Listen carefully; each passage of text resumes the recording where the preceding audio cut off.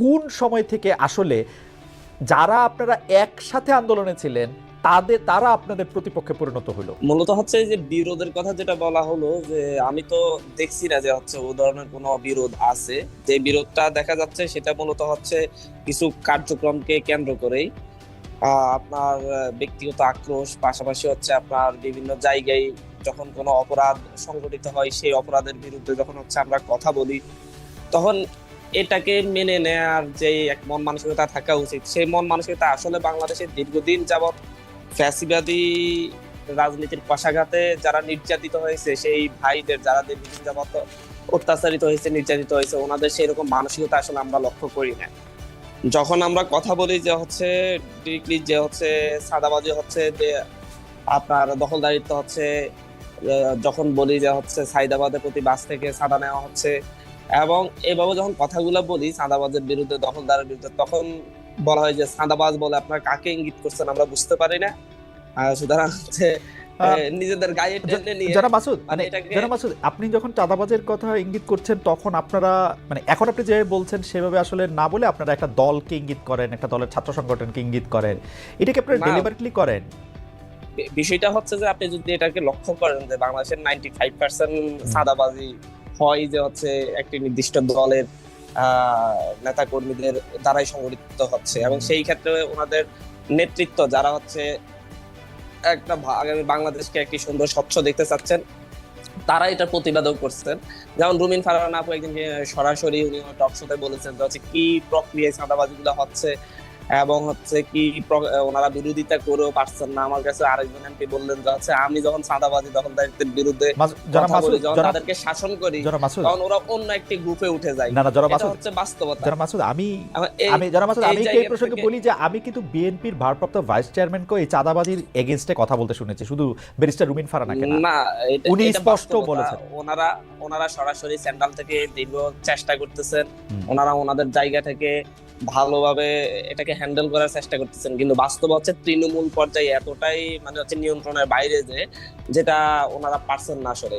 যেমন ধরুন হচ্ছে একটা জায়গায় আপনি চাঁদাবাজি দখলদারিত্বের কারণে একজনকে সাসপেন্ড করলেন, সাসপেন্ড করার পর তাকে যদি পুলিশ অ্যারেস্ট করতে যায়, তখন হচ্ছে সেই জায়গার অন্য বড় নেতাগুলা হচ্ছে তখন পুলিশকে ডিরেক্টলি হামলার হুমকি দেয়, থানা ঘেরাওয়ের হুমকি দেয়, এবং ফোন দিয়ে ধমকা ধমকি করে যে হচ্ছে ওর বিরুদ্ধে মামলা নেওয়া যাবে না, ওর বিরুদ্ধে অভিযোগ নেওয়া যাবে না, ও আমাদের লোক। তো বাস্তবতা হচ্ছে আপনি যে জাস্ট ওনারা ইয়েটাই করেন, এই সাসপেন্ডটাই করেন, কিন্তু পরবর্তীতে প্রশাসনও সাহস পায় না ওনাদের অন্য নেতাদের। আচ্ছা জনাব মাসুদ, আপনার এই বিষয়ে আপনার বক্তব্য পরিষ্কার। আমরা শুধু ওই যে যেই রকম প্রশ্নটি করেছিলাম সেটাকে আপনি প্রশ্ন করে রাখি যে আমরা আসলে যেটাকে আমরা শো অফ বলি, সেইটার ক্ষেত্রেও একটি প্রশ্ন তুলে আপনাকে করতে হয় যে আমরা কিন্তু কয়েকদিন আগে দেখেছি যে ঢাকা বিশ্ববিদ্যালয়, প্রাইভেট বিশ্ববিদ্যালয়ের ছাত্রছাত্রীরা গিয়ে আপনাদের অনুষ্ঠানেই বা আপনারা ছিলেন সেখানে, তারা অভিযোগ করেছে যে তারা মার খেয়েছে। গতকাল বা তার আগের দিন আমরা দেখেছি যে জনাব সার্জিস আলম, আপনাদের শীর্ষ নেতাদের একজন, তিনি গিয়েছেন বসুন্ধরা এলাকায়, এবং বসুন্ধরা এলাকায় গিয়ে আমরা দেখেছি যে অতি অকারণেই সেখানে মারধরের মধ্যে যেতে, পরে আবার স্ট্যাটাস দিয়ে আমরা দেখেছি যে ছাত্রদলের নেতা বা কথিত নেতার বিরুদ্ধে মামলা করতে, মানে কথিত বলতে আমি বোঝাচ্ছি যে অত শীর্ষ নেতাও না, ছাত্রদল করে সেজন্য মামলা করতে।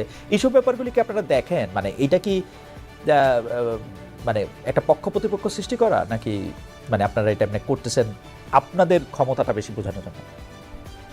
না, দেখা হচ্ছে এটা তো স্পষ্টতই কিরকম হচ্ছে আপনার ঢাকা বিশ্ববিদ্যালয়ে প্রাইভেট বিশ্ববিদ্যালয়ের সাথে যখন হচ্ছে ঢাকা বিশ্ববিদ্যালয়ের শিক্ষার্থীদের সাথে একটা যখন দ্বন্দ্ব সৃষ্টি হয়, তারা সেখানে প্রাইভেট ইউনিভার্সিটির স্টেক চাওয়ার জন্য স্লোগান দিচ্ছিল, কিন্তু যখন সাংবাদিকরা জিজ্ঞাসা করতেছে আপনারা কাকে চান, তখন তারা বললো যে হচ্ছে আমরা রিফাত রশিদকে সেন্ট্রাল সাইন নেতার মধ্যে চাই, কিন্তু সেই রিফাত রশিদ কিন্তু ঢাকা বিশ্ববিদ্যালয়ে। এটা নিয়ে অনেক হাস্যরসাত্মক বিষয়ের সৃষ্টি হয়েছে। এই জায়গাগুলো হচ্ছে আসলে প্রাইভেট বিশ্ববিদ্যালয়ের মেইন 8টা পোস্টের মধ্যে ছাত্র সংগঠন যেটা ওরা করেছিল, সেই ছাত্র সংগঠনের মেইন 8টা পোস্টের মধ্যে 3টা পোস্টই হচ্ছে প্রাইভেট বিশ্ববিদ্যালয়ের শিক্ষার্থীরা হোল্ড করছে। এই জায়গা থেকে প্রাইভেটকে বঞ্চিত করা হচ্ছে, সেই বিষয়টা একেবারে ঢাকা মিথ্যা কথা, এবং হচ্ছে এটা হচ্ছে নিজেরা নিজেদের জায়গাগুলো যেভাবে ছাড়ছে সেইভাবে পদ না পাওয়ার কারণে এই ধরনের ঝামেলা সৃষ্টি করছে। আর পাশাপাশি গতকালকে বসুন্ধরাতে যে ঘটনাটি ঘটেছে সেটাতে স্পষ্টত ভিডিওতে দেখা যাচ্ছে ছাত্র দলের কথিত নেতা বলেন আর ছাত্র দলের নেতা বলেন তারাই এই হামলাটা করেছে, কিন্তু সাজিদ আলম ভাই সেখানে প্রাইভেটে যে শিক্ষার্থীদের সাথে কথা বলতে গিয়েছে, তফু ভাইয়ের নেতৃত্বে যে অংশটা, তাদের সাথে চা খেয়েছে, সুন্দর আড্ডা দিয়েছে, কথা বলেছে, এবং হচ্ছে সেখান থেকে আসা উঠার পরে ওরা ওনাদের পথ আটকিয়েছেন, এবং হচ্ছে একজনকে এমনকি ছুরি দিয়ে যে ওরে শরীরে আঘাত করছে এবং কেটে গিয়েছে।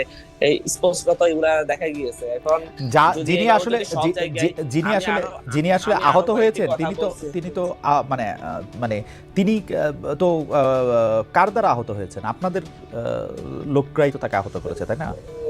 না, তিনি তো ছাত্র দলের যারা আক্রমণ করেছে তাদের দ্বারা আহত হয়েছেন, এবং হচ্ছে ওনার বন্ধু হচ্ছে টপু ভাই সরাসরি এটা ভিডিওতে বলেছেন যে হচ্ছে কি হয়েছে, এবং উনি এটার বিরুদ্ধে ছাত্র দলের বিরুদ্ধে উনি নিজে একটা লাইভও করেছেন। এটা হয়তো আপনার চোখে পড়েছে কিনা জানি না। এর পাশাপাশি আরেকটি বিষয় আছে, এর কিছু অভিজ্ঞতার কথাও বলতে হয়। যেমন সরকারি তেজগাঁও কলেজে আমি একটা প্রোগ্রামে গিয়েছিলাম, সেই প্রোগ্রামে আমাদের যখন বসুমতী ছাত্র আন্দোলন ব্যানার টানার ছিঁড়ে ফেলা হয়েছিল, যাদেরকে ব্যানার টানার ছিঁড়ে ফেলেছিল তারা হচ্ছে ছাত্র দলের থার্ড ফোর্থ লেয়ারের নেতা কর্মী, এবং হচ্ছে তাদেরকে মূলত হচ্ছে সামনে ঠেলে দিয়ে যারা মূলত ওই কলেজগুলোর ফেস তারা পিছনে থাকে, যাতে আমরা কোনো প্রোগ্রাম গুলো করতে না পারি। এবং কিন্তু বাইরে আমাদেরকে বলা হয় যে আমরা আপনাদেরকে খুবই সহযোগিতা করতেছি, খুবই হেল্প করতেছি। বাস্তবতা হচ্ছে যতগুলো হিন্ডের সৃষ্টি করা যায় ওকে, ততগুলাই আমার মনে হয় যে আমরা সৃষ্টি করা। এবং হচ্ছে প্রাথমিকভাবে যারা যারা আমার ওই ব্যানার সিরিজে করেছে তাদেরকে আপনি কিন্তু নেক্সট কমিটি আসলে দেখবেন যে তারা প্রত্যেক ওই কমিটির সদস্য, ওকে কিন্তু ওকে এরকমই হচ্ছে মূলত। আমার মনে হয় যে আমরা মূল আলোচনায় আসি। এখন যে প্রশ্নটি আমি করতে চাই, আমি তার আগে জনাব রাকিব আপনার কাছে আমি আসবো। আমি 1 মিনিটে একটা বিষয় শুধু একটু জেনে নিতে চাই, যে যেহেতু এখানে জাতীয় নাগরিক পার্টির এই মানে এইটা আমি পড়তে পারি না, জ্যেষ্ঠ যুগ্ম মুখ্য সমন্বয়ক, আপনি একটু বলেন তো যে এই যে জাতীয় নাগরিক পার্টির আত্মপ্রকাশ অনুষ্ঠানে যে আয়োজন হয়েছে এর ব্যয় সংস্থান কিভাবে হয়েছে? আপনি যদি জাস্ট 1-2 মিনিটের মধ্যে একটু বলেন, এটাতে কে টাকা দেখা দিয়েছে? যাচ্ছে এই জায়গা থেকে আমাদের, যেমন আমাদের নোয়াখালী থেকে যারা এসেছে বা হচ্ছে ইয়া থেকে আপনার ফেনী থেকে এরকম থেকে, আমি সারা দেশ থেকে যারা এসেছে তারা প্রত্যেকটা জায়গা থেকে আমাদের থানা কমিটি আছে, নাগরিক কমিটির, এবং হচ্ছে বৈষম্য বিরোধী ছাত্র আন্দোলনের কমিটির সদস্যরা আছে। তো হচ্ছে ওরা যেমন ঢাকা শহরে আসতে যাইতে যে খরচটা প্রত্যেকে তাদের ব্যক্তিগত খরচটি বহন করেছে, এবং তারা নিজেরাই গাড়ি বুক করে নিজেরা এসেছে।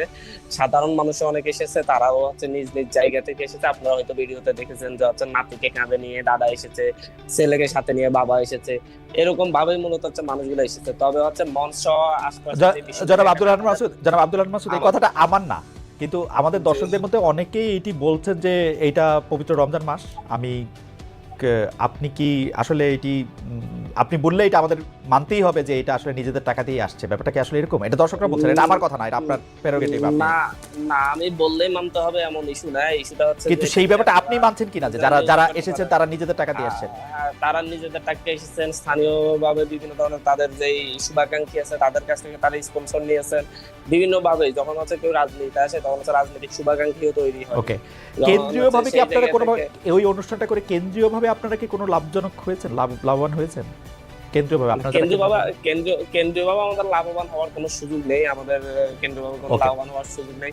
আমাদের এখনো যে হচ্ছে আপনার যে ইয়ার ভাড়াটা, স্টেজ করার যে ভাড়াটা, সেখানে এখনো অর্ধেক টাকা আমাদের এখনো বাকি আছে। আমরা সেই টাকাটা দিবেন তো ওইটা অর্ধেক টাকাটা? না না, অবশ্যই দিব, কারণ ওনারা এর আগে প্রোগ্রাম আমাদের করে দিয়েছেন, এবং হচ্ছে ওনাদের এখন আমরা দিতে পারি না, আমি সেটাই বলছি। আচ্ছা ঠিক আছে, লাস্ট এই প্রসঙ্গে আমি আপনাকে জনাব হারুন মাসুদ, আপনার কথা আমার পুরোপুরি আমি বুঝতেও পেরেছি এবং আমার বিশ্বাসও হয়েছে। আমি লাস্ট আপনাকে একটু জানতে চাই যে সরকারি অফিসের থেকে রিকুইজিশন নিয়ে বাস নেওয়া হয়েছিল আসলে কোথাও? হ্যাঁ, এটা আসলে আমাদের জন্য খুবই বিব্রতকর। এটা ফিরোজপুর থেকে আমরা দেখেছি হচ্ছে 5টি বাস রিকুইজিশনের কথা এসেছে। শুধু পিরোজপুর থেকে, আর কোথাও থেকে বাস? হ্যাঁ, আমরা ওটাই আমরা দেখলাম, ফিরোজপুরের ইস্যুটাই আমরা সামনে দেখেছি। আমরা এটা কি আপনাদের নেতা নাহিদ সাহেব বলে দিয়েছিলেন সেজন্য? না না, নাহিদ সাহেব তো বলেন নাই, এবং হচ্ছে এটা তো ডিসি সরাসরি বললেন যে ওনার উপর চাপ প্রয়োগ করা হয়েছে, আহতরা গিয়ে ওনার উপর চাপ প্রয়োগ করছেন এখানে আসার জন্য। এবং হচ্ছে উনি বাস রিজিস্ট্রেশন দিয়েছেন, কিন্তু এখানে তেল খরচ বা সেন্ট্রাল আসিফ সাহেব, আসিফ মাহমুদ, সজীব ভুঁইয়া বা মাহফুজ সাহেব যারা উপদেষ্টা আছেন তারা ওনারা বললে তো হচ্ছে শুধুমাত্র, তো ওনারা যদি এরকম কিছু বলতেন তাহলে তো ওনারা শুধুমাত্র ফিরোজপুরের জন্য বলতেন না, সারা দেশ থেকে বলা হতো। একটা জায়গায় এই ধরনের ঘটনা ঘটেছে, আমরা এটার জন্য আমি নিজেও দুঃখ প্রকাশ করেছি, আমাদের পক্ষ থেকে দুঃখ প্রকাশ করা হয়েছে, এবং আমরা মনে করি এটা আমাদেরকে একটা বিব্রতকর পরিস্থিতিতে ফেলার জন্য এই ধরনের ঘটনা ঘটেছে। এবং যারা এই কাজটা করেছে তারা আমাদের সংগঠনের কোনো পদে টদেও ছিল না, ওরা হচ্ছে আহতদের একটা অংশ দিয়ে এই কাজগুলো করেছে। জনাব আব্দুল আনোয়ার মাসুদ, আপনাকে অনেক ধন্যবাদ।